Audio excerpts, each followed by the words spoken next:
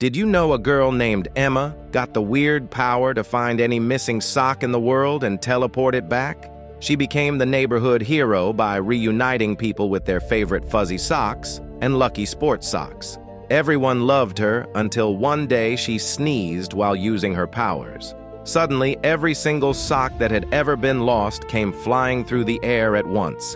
Millions of socks covered the entire town like a giant sock avalanche. Emma learned that sometimes being a hero comes with really weird problems.